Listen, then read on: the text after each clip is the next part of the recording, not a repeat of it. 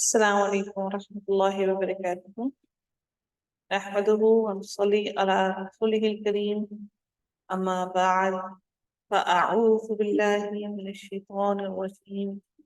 بسم الله الرحمن الرحيم. رب اشرح لي صدري ويسر لي أمري واحلل عقدة من لساني يفقهوا قولي. ربنا زدنا علما. اللهم فقهنا في الدين. آمين يا رب العالمين.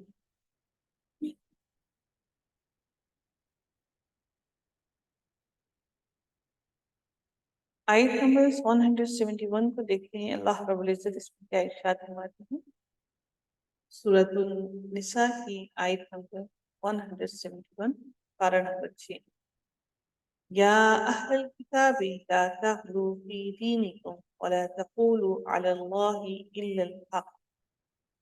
اللہ تعالیٰ ارشاد فرماتے ہیں کہ اے اہل کتاب، اپنے دین کے بارے میں حد سے نہ گزر جاؤ.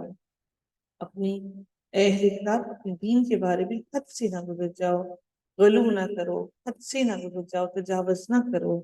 وَلَا تَقُولُوا عَلَى اللَّهِ إِلَّا الْحَقَّ، اور اللہ پر سوائے حق کے اور کچھ نہ کہو. اللہ پر کوئی بہتان نہ باندھو، اللہ تعالیٰ پر کوئی جھوٹ نہ باندھو. اللہ تعالیٰ پر جو بات کرتی ہے وہ صرف اور صرف حق اور سچ کی بات کرتی ہے. اللہ رب العزت ارشاد فرماتے ہیں کہ غلو سے کیا مراد ہے. در حقیقت غلو سے مراد یہ ہے کسی چیز کو اس حد سے بڑھا دینا، اس کی حد سے بڑھا دینا. جیسا کہ حضرت عیسیٰ علیہ السلام کے بارے میں حضرت عیسیٰ علیہ السلام کے بارے میں عیسائیوں نے کیا، اور ان کی حضرت عیسیٰ علیہ السلام اور حضرت عیسیٰ علیہ السلام کی والدہ حضرت مریم علیہ السلام کے بارے میں انہوں نے ان کی محبت میں اتنا بڑھ گئی کہ ان کو اللہ تعالیٰ کے برابر لا کر انہوں نے کھڑا کر دیا. اللہ تعالیٰ کی وحدانیت کے ساتھ انہوں نے خود شریک ٹھہرایا، اور اس کے بعد ان دونوں کی وہ عبادت کرتے. اسی طرح سے حضرت عیسیٰ علیہ السلام کے پیروکاروں، جو ان کے پیروکار تھے، ان کی رستے پر چلنے والے تھے، جو ان کے بہت قریبی تھے حضرت عیسیٰ علیہ السلام کے، ان کے بارے میں انہوں نے غلو کا مظاہرہ کیا اور انہیں ایک معصوم بنا ڈالا، ہر گناہ سے پاک بنا ڈالا کہ وہ ان سے کوئی بھی غلط کام ہرگز ہو ہی نہیں سکتا. اور اپنی زندگی کے تمام دین کے معاملے میں حرام اور حلال کے بارے میں تمام اختیارات کو دے. جس بارے میں یہ حرام اس کو کہیں گے ہم بھی اس کو حرام کہیں گے، اور جس کو حلال کہیں گے ہم بھی اسی کو حلال کہیں گے. تو ہمیں یہ بات بڑی واضح طور پر پتہ چلتی ہے اس آیت کے ذریعے کہ اللہ تعالیٰ کے دین کے معاملے میں کسی بھی قسم کا غلو نہیں کیا جائے.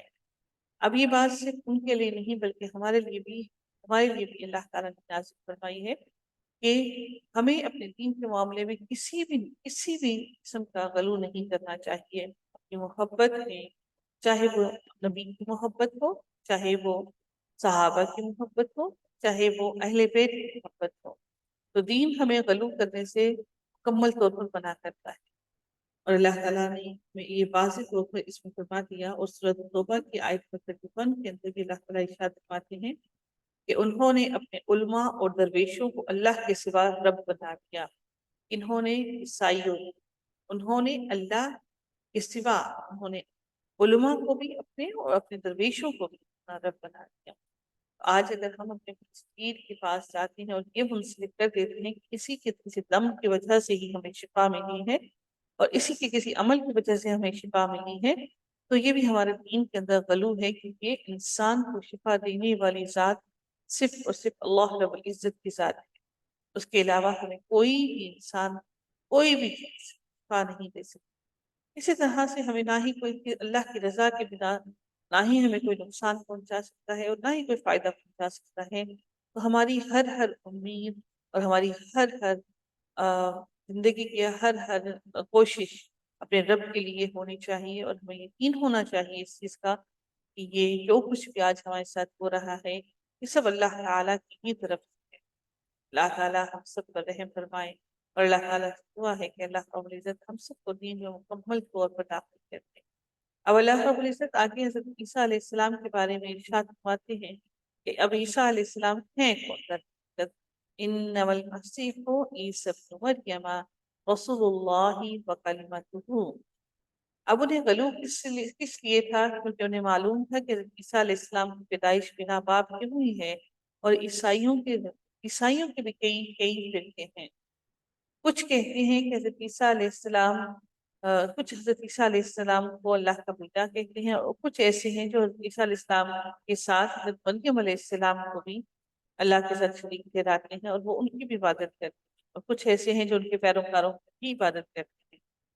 تو اللہ تعالیٰ ان ساروں کو واضح الفاظ میں بیان فرماتے ہیں کہ انما المسیح کہ مسیح عیسیٰ ابن مریم سوائے اللہ کے رسول کے اور کچھ نہیں ہے، وکلمتہ یہ جو وہ کی ضمیر ہے یہ لفظ اللہ کی طرف جا رہی ہے، اور اللہ کا کلمہ کیا تھا؟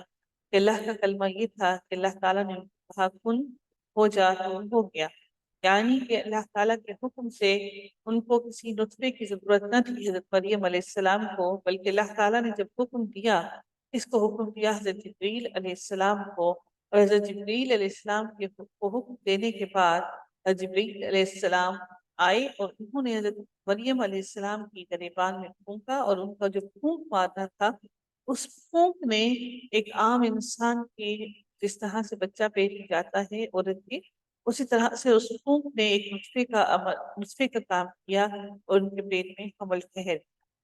تو اللہ تعالیٰ کا کہہ دینا ہی کافی تھا، اللہ تعالیٰ کا صرف یہ کہہ دینا کہ پیدا ہو جائے تو ہو جا، کن فیکن تو فیکون تو ہو گیا۔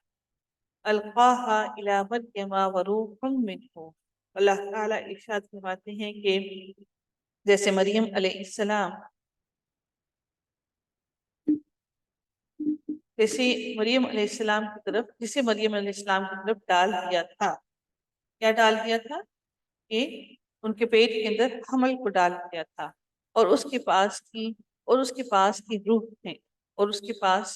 روح ہے، یعنی کہ الی مریم وروح منہ، اور اللہ تعالیٰ نے ان کے اندر روح کو ان کے اندر حضرت عیسیٰ علیہ السلام کی روح کو ان کے اندر ڈال دیا، پیٹ کے اندر جو بچہ پیدا ہوا پہلے بچہ ڈالا، اور پھر اس کے اندر روح بھی اللہ تعالیٰ کی طرف سے آ گئی۔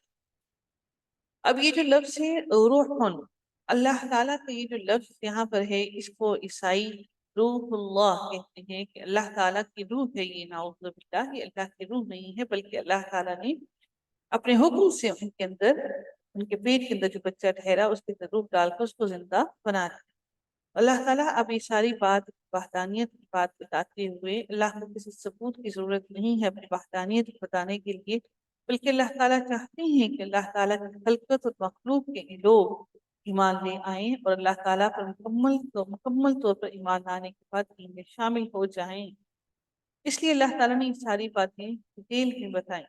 اب اللہ تعالیٰ یہ ساری باتیں بتانے کے بعد کہتے ہیں کہ فآمنوا باللہ ورسلہ، بس تم سب کے سب ایمان لے آؤ اللہ پر اور اس کے رسولوں۔ وَلَا تَقُولُوا ثَلَاثَةٌ، اور تم یہ ہرگز نہ کہو کہ تین ہیں، کہ اللہ تین نہیں ہے۔ اللہ رب العزت ایک اور واحد ہی ہے۔ یہ تین کس کو کہتے تھے؟ ایک حضرت عیسیٰ علیہ السلام کو، ایک مریم علیہ السلام کو، اور ایک اللہ رب العزت کو، انہوں نے تین خدا مقرر کر رکھے تھے۔ انتہو خیر لکم، اگر تم باز آ جاؤ اس بات سے تو یہ بہتر ہے تمہارے لیے۔ کیوں بہتر ہے؟ کیونکہ تم جہنم کو نہیں جانتے، تم نے اپنی آنکھوں سے اس جہنم کو نہیں دیکھا ہوا ہے، اس لیے بہتر یہی ہے تمہارے لیے کہ تم ان ساری باتوں سے رک جاؤ۔ انما اللہ الہ واحد، اللہ تعالیٰ ارشاد فرماتے ہیں کہ بے شک تمہارا رب اللہ ایک ہی الہ ہے، اور اس کے علاوہ کوئی الہ نہیں ہے۔ اب اللہ تعالیٰ ارشاد فرماتے ہیں، اپنی وحدانیت کے بارے میں بیان فرماتے ہیں، سبحانہ ان یکون لہ ولد، کہ پاک ہے اس چیز سے کہ وہ کسی کو اپنا بیٹا یا اولاد بنائے۔ اولاد انسان کو اولاد کی ضرورت تو اس لیے ہوتی ہے کہ اس کا نام رہے، اس کا نسب رہے، اور اس کو بڑھاپے میں اس کی مدد کرنے والا ہو، اس کا سہارا بنے۔ اللہ تعالیٰ کو ان سارے سہاروں میں کی ضرورت نہیں ہے، اور نہ ہی اللہ تعالیٰ کمزور ہے۔ ہم انسان چونکہ کمزور ہیں، ہمیں اس کمزوری کی وجہ سے اپنی نسل کو چلانے کے لیے، اپنا نام رکھنے کے لیے ہمیں اولاد کی ضرورت ہوتی ہے۔ ہمیں اپنی جائیداد آگے اپنی اولاد کو دینے کے لیے ضرورت ہوتی ہے. تو یہ سارا کچھ جو کچھ بھی زمین اور آسمانوں میں ہے، یہ سب کا سب اللہ تعالیٰ ہی کے لیے ہے. تو پھر اللہ تعالیٰ کو کیا ضرورت ہے اولاد کی؟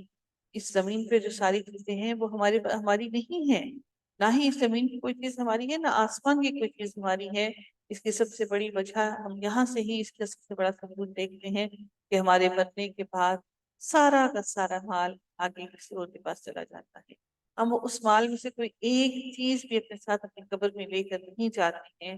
تو اس کا مطلب ہمیں واضح طور پر سمجھ لینا چاہیے کہ دنیا کی کوئی ایک بھی چیز ہماری نہیں ہے. ہم میں سے کسی ایک بار کبھی ایک دن کا بھی ہمارا نہیں ہے. تو اللہ تعالیٰ کو اولاد کی کیا ضرورت ہے کہ سارا کچھ جو آسمانوں میں اور زمین میں ہے وہ سب کچھ اسی کا ہی ہے.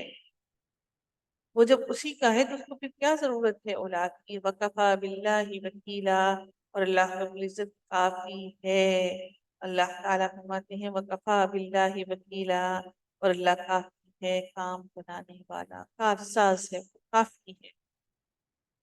اگلی آیت میں دیکھیں گے اللہ تعالیٰ اب اس میں بھی وہی باتیں ہو رہی ہیں. کچھ لوگوں نے حضرت عیسیٰ علیہ السلام کے بارے میں غلو کیا، کچھ لوگوں نے ملائکہ کے بارے میں غلو کیا. ہم ان آیات کے اندر اللہ تعالیٰ کی وحدانیت کے بارے میں بیان دیکھ رہے ہیں کہ اب اکیلا واحد بات ہو رہی ہے. اور اسی طرح سے جب وحدانیت کی بات کی جا رہی ہے، اکیلے اکیلے کی بات کی جا رہی ہے، تو اسی رکوع کے اینڈ پر کلالہ کا ذکر آئے گا جس میں اکیلا ہی ایک انسان ہوتا ہے اور اس کی جائیداد تقسیم کی بات کی جا رہی ہے. اب اللہ تعالیٰ چونکہ اکیلے واحد ہیں تو اللہ کی جائیداد تقسیم نہیں ہونی، نہ یہ زمین تقسیم ہونی ہے کسی کے پاس، نہ کسی کے پاس آسمان تقسیم ہونے ہیں، نہ یہ چرند نہ یہ پرند، نہ اس دونوں آسمانوں اور زمین کے اندر کوئی ایک بھی چیز کسی اور کے پاس نہیں جانی ہے. تو اللہ تعالیٰ نے ان آیات کے ساتھ کلالہ کی آیات کو ڈالنے کا خاص مقصد یہی ہے کہ جب انسان مرتا ہے تو اگر وہ کلالہ واحد ہو، اکیلا ہو، تو دیکھیے کہ اس کی جائیداد کیسے بٹوارا ہوتا ہے. لیکن اللہ تعالیٰ تو واحد ہے اور وہ ہمیشہ رہنے والا ہے، وہ ہمیشہ سے ہے اور ہمیشہ ہی رہے گا. لَن يَسْتَنكِفَ الْمَسِيحُ أَن يَكُونَ عَبْدًا لِلَّهِ وَلَا الْمَلَائِكَةُ الْمُقَرَّبُونَ.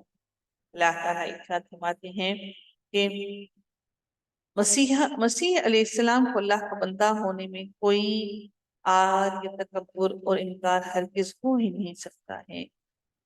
حضرت عیسیٰ علیہ السلام کو کوئی آر محسوس نہیں ہوتا کہ وہ اللہ کے بندے ہیں. ان کو یہ بات ماننے میں کوئی مشقت نہیں ہوتی ہے. وَلَا الْمَلَائِكَةُ الْمُقَرَّبُونَ، اور نہ ہی اللہ تعالیٰ کے مقرب فرشتوں کو یہ مانتے ہوئے کوئی تنگی یا پریشانی محسوس ہوتی ہے. اب اللہ تعالیٰ ارشاد فرماتے ہیں کہ اگر ان کو یہ تنگی محسوس نہیں ہوتی ہے وَمَن يَسْتَنكِفْ عَنْ عِبَادَتِهِ وَيَسْتَكْبِرْ فَسَيَحْشُرُهُمْ إِلَيْهِ جَمِيعًا. اللہ تعالیٰ ارشاد فرماتے ہیں کہ اس کی بندگی سے جو بھی اپنے دل کو چرائے گا، جو بھی اپنے دل کو بھٹکائے گا، عن عبادت، جو بھی آر محسوس کرے گا، مشکل محسوس کرے گا اپنے رب کی عبادت کرنے سے، وہ یستکبر، اور وہ تکبر کرے گا. تکبر کرنا ہی تو ہے نا کہ اللہ تعالیٰ کی سامنے اپنے سر کو نہ جھکانا، اس کی عبادت نہ کرنا، یہ تکبر ہی تو ہے. اللہ تعالیٰ ہماری کوتاہیوں کو معاف کر دے. اللہ تعالیٰ ہم سب پر رحم کرے. اور جو کوئی آر محسوس کرتا ہے اپنے رب کی عبادت کرنے سے، اللہ تعالیٰ اس کے لیے ارشاد فرماتے ہیں فَسَيَحْشُرُهُمْ إِلَيْهِ جَمِيعًا، تو ہم عنقریب ہی اس کو، دور کی بات نہیں ہے، عنقریب ہی ہم اس کو سب کے سب کو اکٹھا کریں گے. اللہ تعالیٰ ان کو کہاں اکٹھا کریں گے؟ میدان حشر میں اکٹھا کریں گے اور ان سب کو جہنم کی سیٹ پہ ڈال دیا جائے گا. اب اللہ تعالیٰ ارشاد فرماتے ہیں فَأَمَّا الَّذِينَ آمَنُوا وَعَمِلُوا الصَّالِحَاتِ فَيُوَفِّيهِمْ أُجُورَهُمْ.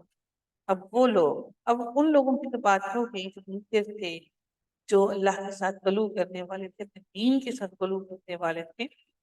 اب اگلی بات ان لوگوں کی جا رہی ہے فَأَمَّا الَّذِينَ آمَنُوا وَعَمِلُوا الصَّالِحَاتِ فَيُوَفِّيهِمْ اب وہ لوگ جنہوں نے نیک عمل کیے، جو ایمان لے آئے اور پھر وہ فوت ہو گئے، اللہ تعالیٰ ان کے لیے ارشاد فرماتے ہیں کہ اجورہم، ان کے اجر، ویزیدہم من فضل، اب اللہ تعالیٰ ان کو ان کے اجر پورے کے پورے دے گا، نہ صرف پورے دے گا بلکہ ان کے اجر کو اللہ تعالیٰ اپنے فضل سے ویزیدہم، ان کو اور زیادہ کر دے گا، اپنے فضل سے اور بڑھا دے گا۔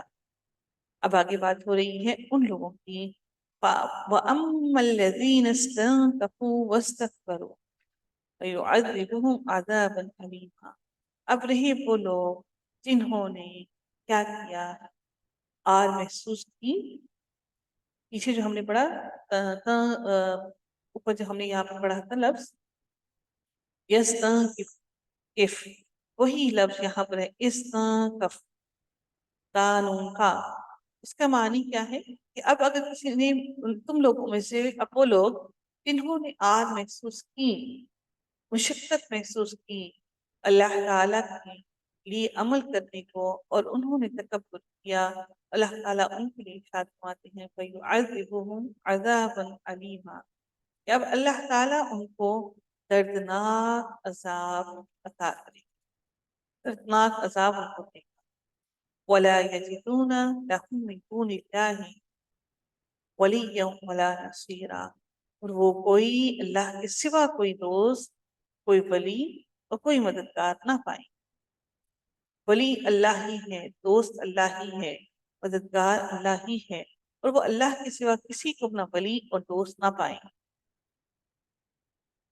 اب اللہ تعالیٰ ارشاد فرماتے ہیں اگلی آیت کے اندر، یا ایھا الناس قد جاءکم برہان من ربکم وانزلنا الیکم نورا مبینا، اے لوگو، یا ایھا الناس، حرف نداء بلا رہی، پکار رہی، اے لوگو، تمہارے پاس تمہارے رب کی طرف سے کھلی دلیل آ جاتی ہے، برہان، دلائل آ جاتی، برہان آ جاتی، کھلی دلیلیں آ جاتی ہیں ہر چیز کی تمہارے رب کی طرف سے، وَأَنزَلْنَا إِلَيْكُمْ نُورًا، اور اللہ تعالیٰ ارشاد فرماتے ہیں اور ہم نے تمہاری طرف کھلا ایک واضح نور اتار دیا ہے، واضح نور کیا ہے؟ ہدایت، اللہ تعالیٰ ارشاد فرماتے ہیں کہ ہم نے تمہاری طرف واضح نور یعنی کہ ہدایت اتار دی ہے، ہدایت کیا ہے؟ ہدایت نور ہے، اور اللہ تعالیٰ کی طرف سے اللہ تعالیٰ نے تمہاری طرف واضح دلائل اور اللہ تعالیٰ نے تمہاری طرف ہدایت بھی اتار دی، نور اتار دیا ہے، اور اب وہ اتار دینے کے بعد اب اللہ تعالیٰ ہمیں کیا حکم دیتے ہیں کہ اب وہ اللہ نے جو اتار دیا، فَأَمَّا الَّذِينَ آمَنُوا بِاللَّهِ وَاعْتَصَمُوا، اب وہ لوگ جنہوں نے اس نور کو پکڑ لیا، اس ہدایت کو لے لیا اور وہ ایمان لے آئے ہیں، وَاعْتَصَمُوا، اور مضبوطی سے پکڑ لیا، بھی فَسَيُدْخِلُهُمْ فِي رَحْمَةٍ مِّنْهُ وَفَضْلٍ وَيَهْدِيهِمْ إِلَيْهِ صِرَاطًا مُّسْتَقِيمًا، جس نے اللہ کا نور، وہ اللہ کا اتارا ہوا نور پکڑ لیا، جس نے وہ ہدایت کھلی دلیلوں کو سمجھ لیا، جس نے ہدایت پکڑ لیا، اختیار کر لیا، اب اللہ تعالیٰ ارشاد فرماتے ہیں کہ میں اس کو اپنی رحمت میں داخل کر لوں گا، وہ اللہ تعالیٰ کی رحمت کے نیچے آ جائے گا، اور اللہ تعالیٰ اس کو اپنے فضل سے، اللہ تعالیٰ ان کو اپنے فضل سے فضل بھی عطا کرے گا، ان کو فراخی بھی عطا کرے گا، رزق کی، ان کو لوگوں کے اوپر اچھا ایک فضیلت بھی دے گا، لوگوں کے اوپر اچھا مرتبہ بھی دے گا، اور اللہ تعالیٰ اس کے ساتھ ساتھ سب سے اہم بات فرماتے ہیں کہ وَيَهْدِيهِمْ إِلَيْهِ صِرَاطًا مُّسْتَقِيمًا، اور ان کو سیدھے راستے کی ہدایت کی عطا کرے۔ اب اگلی آیت آ رہی ہے کلالہ کے بارے، اب اللہ تعالیٰ ارشاد فرماتے ہیں یستفتونک، وہ فتویٰ مانگتے ہیں آپ سے، اس کے بارے میں، کلالہ کے بارے میں سورہ بقرہ کے اندر بھی ہم نے دیکھا تھا کہ اس میں بھی اس کا ذکر ہوا، اور اسی کا ذکر جو ہے وہ سورۃ النساء کے شروع میں بھی اس کا ذکر ہوا ہے۔ اللہ تعالیٰ ارشاد فرماتے ہیں یستفتونک قل اللہ یفتیکم فی الکلالہ، کہ وہ آپ سے کلالہ کے بارے میں فتویٰ مانگ، انہیں کہہ دیجیے کہ اللہ تعالیٰ نے اس کے بارے میں فتویٰ دے دیا کلالہ کے بارے میں، واحد کے بارے میں، اکیلے کے بارے میں، یعنی کہ کون جس کی کوئی اولاد میں بیٹا نہ ہو اور جس کا باپ نہ ہو، کیونکہ اصل وارث یا تو بیٹا ہوگا یا پھر باپ، اس کے قریب قریب میں کوئی ایسا رشتہ نہ ہو جو اس کے قریب میں اس کی جائیداد کا وارث ہو۔ آگے ارشاد ہوتا ہے کہ ان امرؤ ہلک لیس لہ ولد، کہ اگر اللہ تعالیٰ ارشاد فرماتے ہیں کہ اگر کوئی شخص مر جائے جس کی اولاد نہ ہو، اور اس کی یعنی کہ اولاد نہ ہو، اس کا کوئی بیٹا نہ ہو، وَلَهُ أُخْتٌ فَلَهَا نِصْفٌ، تو اس کی بہن کے لیے آدھا حصہ ہے، باپ بھی نہیں بیٹا بھی نہیں، تو اس کی بہن کے لیے اس کا آدھا حصہ ہے، مَا تَرَكَ، جو اس نے چھوڑ دیا، وَهُوَ يَرِثُهَا إِن لَّمْ يَكُن لَّهَا وَلَدٌ، اور وہ اللہ تعالیٰ اب ارشاد فرماتے ہیں کہ اور وہ وَهُوَ يَرِثُهَا، اور وہ جس کا وارث، اس کا جو وارث اس بہن کا وارث ہو، اور وہ بھائی اس بہن کا وارث ہوگا اگر اس کی اولاد نہ ہو، وَهُوَ يَرِثُهَا، اور وہ اس کا وارث ہوگا، اس کا بھائی، إِن لَّمْ يَكُن لَّهَا وَلَدٌ، اگر اس کی کوئی اولاد، اس کا کوئی بیٹا نہ ہو، عورت اگر مر رہی ہے کلالہ کی تو اس کی بات کی جا رہی ہے، پہلے مرد کی بات کی جا رہی تھی، اب عورت کی بات کی جا رہی ہے۔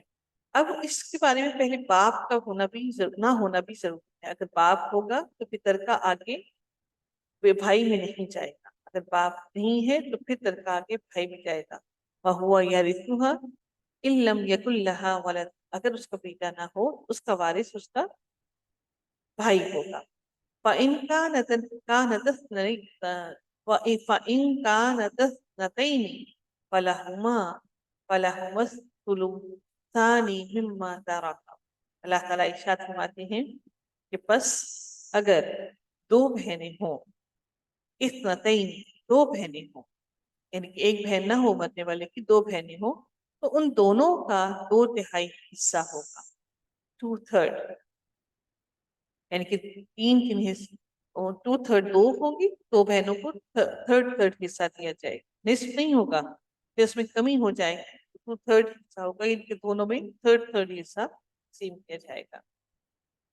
اب اللہ تعالیٰ آگے ارشاد فرماتی ہیں وَإِن كَانُوا إِخْوَةً رِجَالًا وَنِسَاءً، اگر اس کے زیادہ بہن بھائی ہوں، ان میں مرد بھی شامل ہوں اور عورتیں بھی شامل ہوں، یعنی کہ بہن بھائی زیادہ ہوں، اخوتاً بہن بھائی ہوں، مرد بھی اور عورتیں بھی، یعنی کہ بہن بھی ہوں اور بھائی بھی ہوں، فَلِلذَّكَرِ مِثْلُ حَظِّ الْأُنثَيَيْنِ، اللہ تعالیٰ ارشاد فرماتے ہیں کہ اس میں پھر اس کا کیا معاملہ ہوگا کہ اگر کئی شخص اس ناطے کے ہیں، مرد بھی اور عورتیں بھی، یعنی کہ بہن بھائی، تو مرد کے لیے حصہ کتنا ہے؟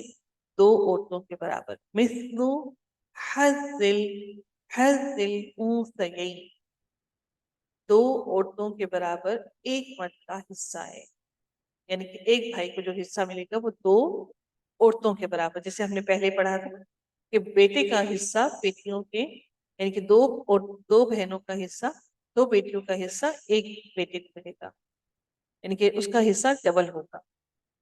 یہی حساب یہاں پر بھی ہے کہ اگر تو بھائی ہے اور تو بھائی کو حصہ 2 عورتوں کے برابر ملے گا، اس پر دگنا ہوگا۔